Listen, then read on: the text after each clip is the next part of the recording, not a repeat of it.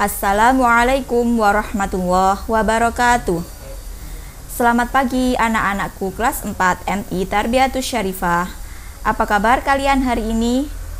Semoga kalian semua di rumah selalu diberikan kesehatan dan keselamatan oleh Allah Subhanahu wa Ta'ala.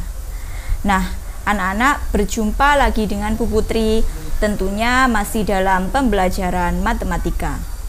Nah, sebelum melakukan pembelajaran hari ini, seperti biasa, mari kita membaca basmalah bersama-sama.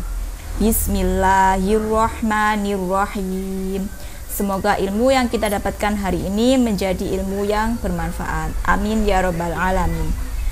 Oke anak-anak, langsung saja pada pembelajaran kali ini kita akan membahas materi tentang hubungan antar garis. Nah, pada pembelajaran sebelumnya, Bu Putri sudah menjelaskan tentang garis dan macam-macam garis, yaitu ada yang pertama ada garis, terus ada ruas garis, ada sinar garis, dan ada garis vertikal dan horizontal. Nah, untuk kali ini kita melanjutkan materi yaitu tentang hubungan antar garis.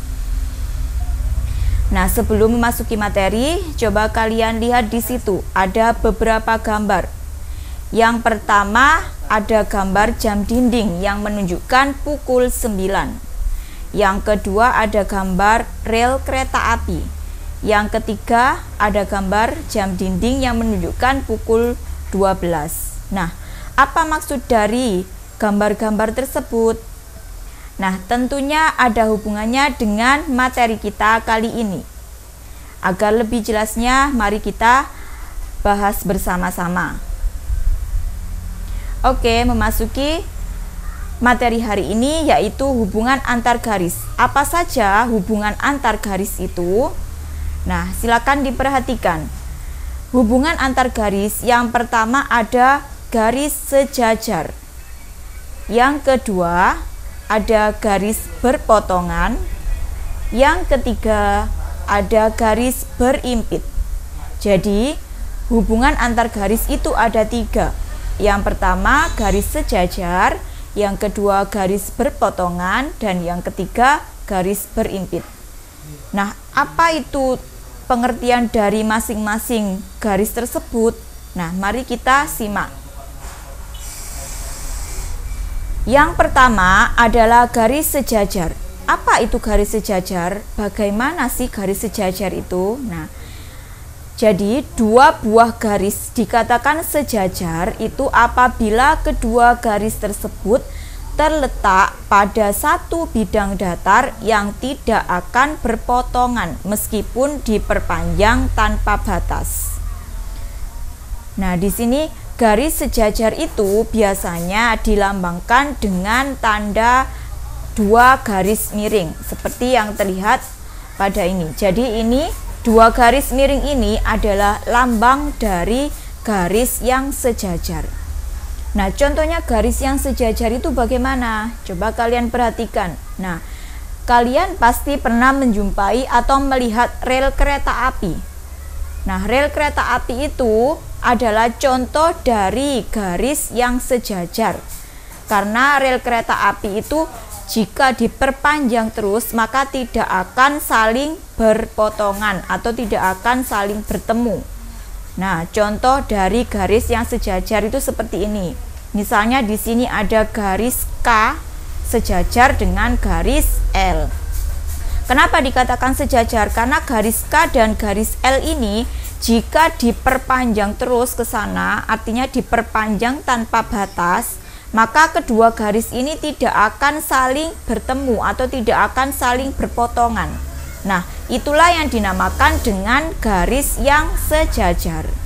Ini juga ada garis M dengan garis N, sama-sama garis horizontalnya. Nah, kedua garis ini kalau diperpanjang tanpa batas, maka tidak akan saling berpotongan. Nah, inilah yang dinamakan dengan garis yang sejajar. Contohnya tadi pada rel kereta api.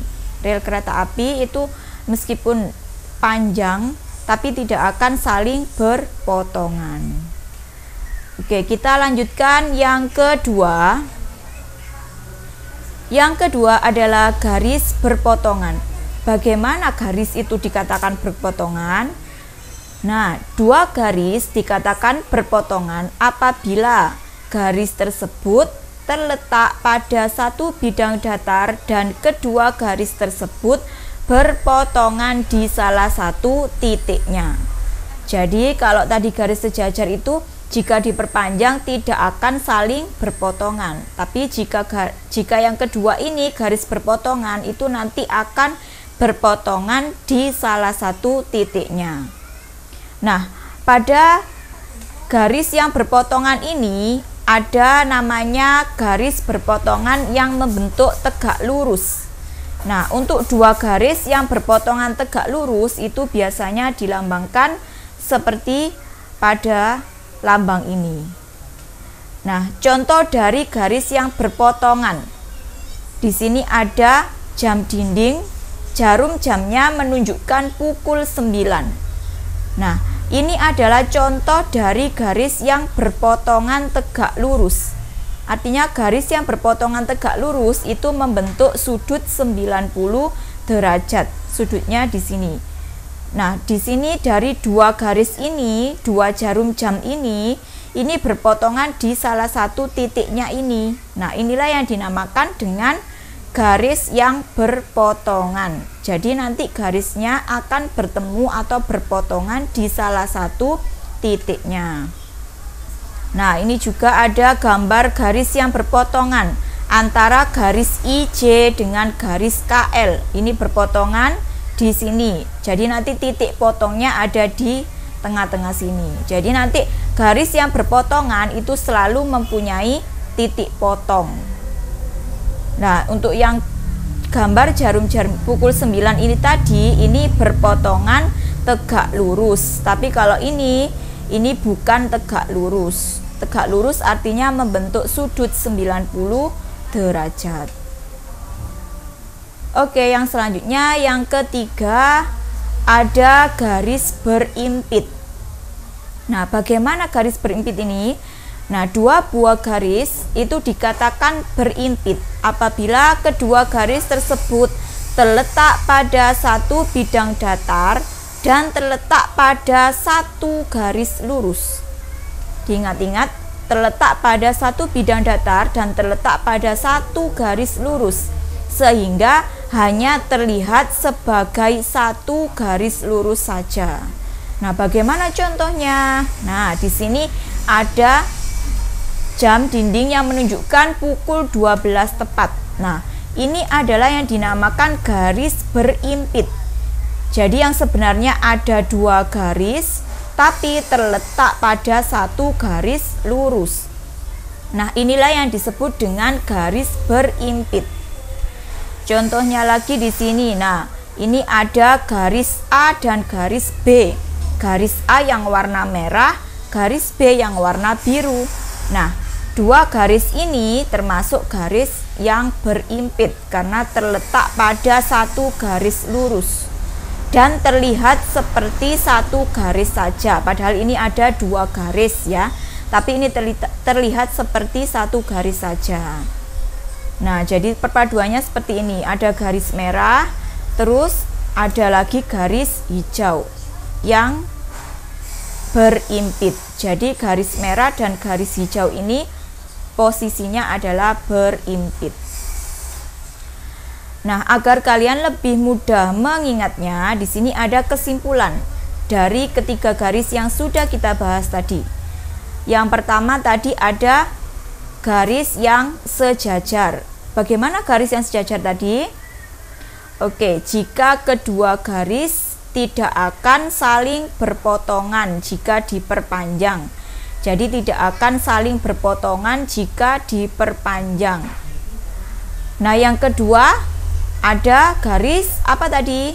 Ya, garis berpotongan. Bagaimana tadi garis berpotongan? Nah, jika kedua garis berpotongan atau bertemu di salah satu titiknya. Jadi untuk garis yang berpotongan ini mempunyai titik potong. Dan yang ketiga ada garis berimpit. Nah, garis berimpit tadi jika kedua garis terletak pada satu garis lurus. Jangan lupa pada garis berpotongan tadi itu ada namanya garis berpotongan tegak lurus, di mana garis berpotongan tegak lurus tersebut itu membentuk sudut 90 derajat seperti pada jarum jam yang ditunjukkan untuk pukul 9 atau pukul 3, itu namanya garisnya berpotongan tegak lurus. Nah, oke, untuk hubungan antar garis ini tadi, yang pertama ada garis sejajar, garis berpotongan, dan garis berimpit. Oke, itu tadi penjelasan dari Bu Putri untuk materi hubungan antar garis. Semoga bisa difahami dengan baik oleh kalian semua.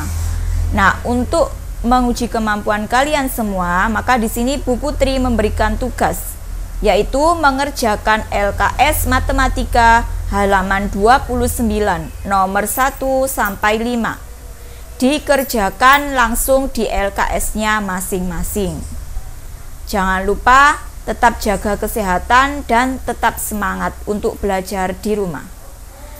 Nah, sekian untuk pembelajaran hari ini. Mari kita bersama-sama mengucapkan hamdalah. Alhamdulillahirabbil alamin. Oke, sekian penjelasan dari Bu Putri. Saya akhiri. Wassalamualaikum warahmatullahi wabarakatuh.